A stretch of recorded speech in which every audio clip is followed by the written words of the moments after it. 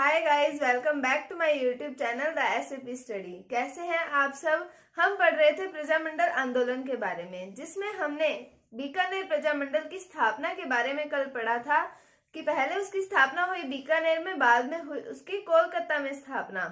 आज हम इस प्रजामंडल के कुछ कारणों के बारे में पढ़ेंगे, इस आंदोलन के कुछ कारणों के बारे में, जो कि समस्याएं बीकानेर क्षेत्र के अंतर्गत आती थी उनके बारे में पढ़ेंगे। और आज हम इस टॉपिक को कंप्लीट कर देंगे, बीकानेर प्रजामंडल को। चलिए शुरू करते हैं।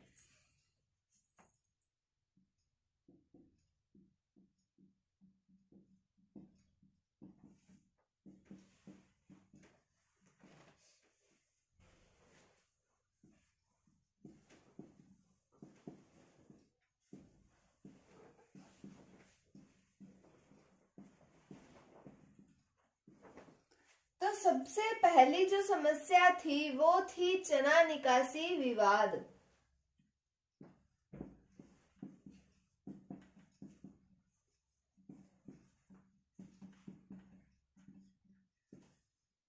चना निकासी विवाद क्या था कि जो आपूर्ति मंत्री थे बीकानेर के, आपूर्ति मंत्री मतलब किसी एक राज्य से दूसरे राज्य में सामान को एक्सपोर्ट करवाना, वो होता है आपूर्ति। तो आपूर्ति मंत्री जो थे वो चना और सरसों पर, जो चना और सरसों की जो आपूर्ति करवाते थे, जो ट्रांसपोर्ट करवाते थे, एक्सपोर्ट करवाते थे दूसरे राज्यों में, उसमें बीच में अपनी रिश्वत लेने लग गए थे। ये एक कारण बना था कि बीकानेर में प्रजामंडल आंदोलन होगा। तो चना निकासी विवाद क्या है, बात करते हैं 1947 ईस्वी की। बीकानेर के गृह मंत्री, बीकानेर के गृह मंत्री हैं प्रताप सिंह। प्रताप सिंह है और प्रताप सिंह को अतिरिक्त प्रभार सौंपा जाता है, एक एक्स्ट्रा वर्क सौंपा जाता है, एक और इनको मंत्री बना दिया जाता है, जो बनते हैं ये आपूर्ति मंत्री। आपूर्ति मंत्री बनते हैं ये। आपूर्ति का मतलब मैंने आपको बताया कि दूसरे राज्यों में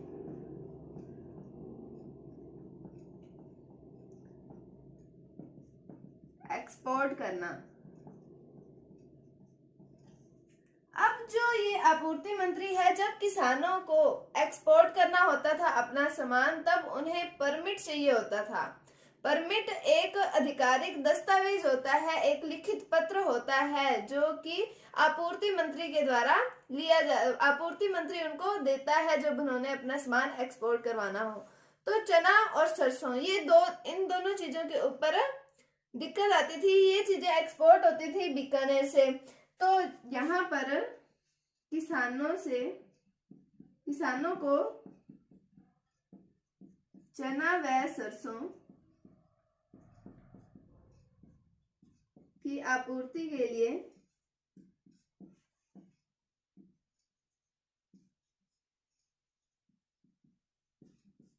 परमिट जारी किया जाता था।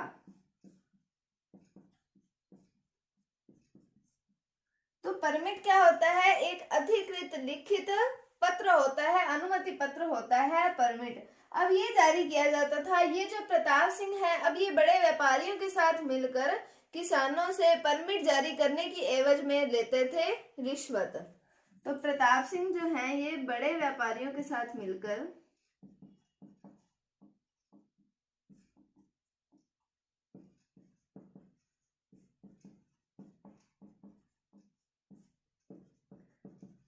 परमिट जारी करने की एवज में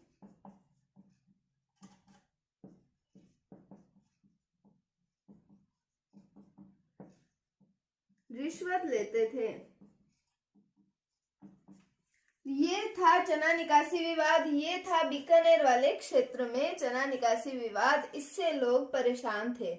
क्या था, 1947 में गृह मंत्री है प्रताप सिंह और इन्हें अतिरिक्त प्रभार सौंपा जाता है, जिसके तहत इन्हें आपूर्ति मंत्री भी घोषित कर दिया जाता है। अब ये आपूर्ति का मतलब मैंने आपको बताया, दूसरे राज्यों में अपना सामान एक्सपोर्ट करवाना।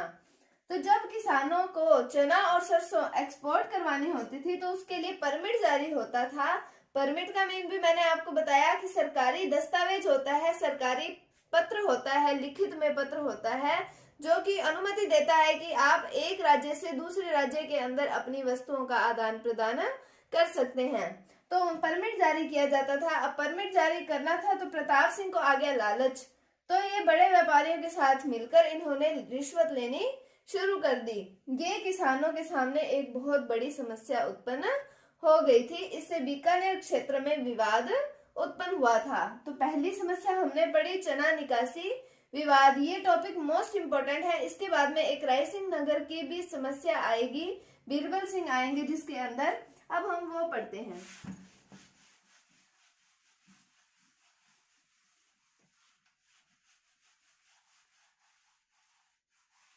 तो हम बात करते हैं अब रायसिंह नगर में एक घटना होती है बीरबल सिंह, जिसमें एक व्यक्ति वो शहीद हो जाते हैं।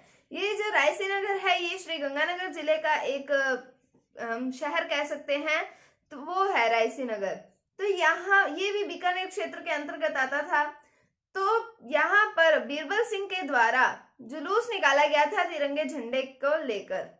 तो तिरंगा झंडे की मैंने पहले भी आपको विवाद बताया था कि बीकानेर रियासत जो है वो अपने आप को एक स्वतंत्र रियासत मानती थी, जिसके कारण वो कहती थी कि उनका झंडा जो है वो अलग होगा। इसलिए वो जो तिरंगा झंडा है उसको कांग्रेस का प्रतीक मानते थे। इसको लेकर अब इस समय मैंने आपको बताया है कि शासक बनते हैं शार्दुल सिंह। तो जो शार्दुल सिंह है वो जवाहरलाल नेहरू को पत्र भी लिखते हैं कि झंडा फहराने की अनुमति यहाँ पर नहीं दी जाए, यहाँ पर झंडा नहीं फहराया जाएगा क्योंकि बीकानेर एक स्वतंत्र रियासत है। और इसके रिप्लाई भी आया जवाहरलाल नेहरू का। उन्होंने कहा कि ये बातचीत जो है, ये मुद्दा जो है हमें मिल बैठकर सुलझाना चाहिए। अब यहाँ पर बीरबल सिंह ने तो जुलूस निकाल दिया और यहाँ पर जो जुलूस था वहां पर प्रशासन के द्वारा चलाई गई गोलियां, जिसमें बीरबल सिंह हो जाते हैं शहीद। फिर इनका दाह संस्कार किया जाता है। इनकी पत्नी का नाम आता है मूली देवी और इनकी पुत्री का नाम आता है चंपा। उनके द्वारा भी दाह संस्कार में भाग लिया जाता है। फिर हम आगे बात करते हैं बीरबल दिवस की। तो पहले हम इस घटना को देख लेते हैं। मैंने आपको बताया बीरबल सिंह कहाँ के निवासी है, रायसिंह नगर।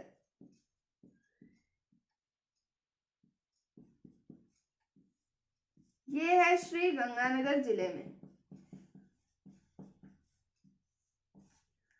तो रायसिंह नगर में बीरबल सिंह के नेतृत्व में 30 जून 1946 को तिरंगा लेकर जुलूस निकाला गया और यहाँ पर प्रशासन द्वारा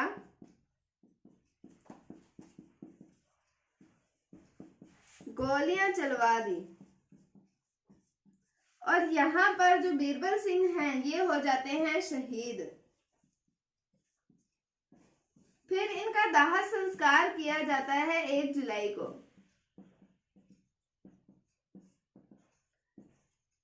1 जुलाई 1946 को, जिसमें इनकी पत्नी जिनका नाम आता है मूली देवी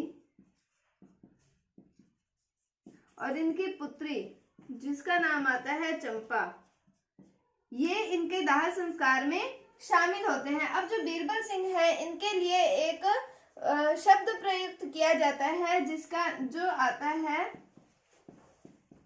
तिरंगे की खातिर।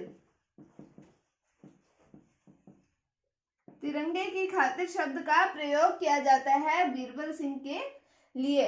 ये थी रायसिंह नगर की घटना कि 30 जून 1946 को बीरबल सिंह के नेतृत्व में तिरंगा लेकर जुलूस निकाला गया और यहाँ पर प्रशासन के द्वारा गोलियां चला दी गई और इनका दाह संस्कार 1 जुलाई 1946 को हुआ, जिसमें इनकी पत्नी मूली देवी और पुत्री चंपा के द्वारा भी भाग लिया गया था।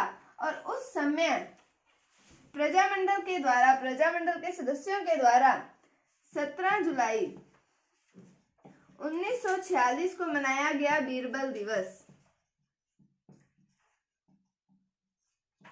17 जुलाई 1946 को मनाया गया बीरबल दिवस और उसके बाद में प्रत्येक वर्ष 1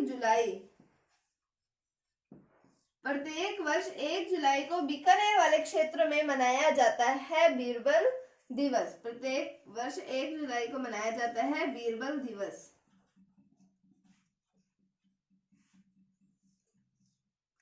तो ये थी एक और घटना जो थी बीरबल सिंह के नेतृत्व में रायसी नगर के अंदर 30 जून 1946 को तिरंगा लेकर जुलूस निकाला, प्रशासन द्वारा गोलियां चलाई गई, दाह संस्कार हुआ, फिर तिरंगे की खातिर शब्द का प्रयोग किया जाता है बीरबल सिंह के लिए। फिर 17 जुलाई 1946 ईस्वी को बीरबल दिवस मनाया गया प्रजामंडल के द्वारा और प्रत्येक वर्ष 1 जुलाई को मनाया जाता है बीरबल दिवस। कहां पर? बीकानेर वाले क्षेत्र में बीरबल दिवस मनाया जाता है।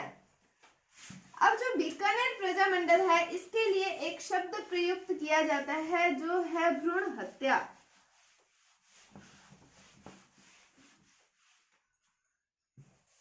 ये शब्द क्यों प्रयुक्त किया जाता है? जब मैंने आपको इसकी स्थापना के बारे में बताया था तो उस समय जो इसकी स्थापना जब बीकानेर में हुई थी तो इसे अवैध घोषित कर दिया गया था प्रशासन के द्वारा, मतलब भ्रूण की हत्या कर दी गई थी एक तरीके से, तो इसे कहा जाता है भ्रूण हत्या। शुरू होते ही उसका अंत कर दिया गया था। तो बीकानेर प्रजामंडल के लिए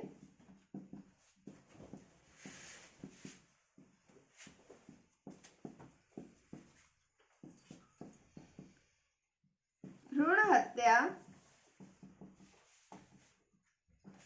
शब्द का प्रयोग किया जाता है।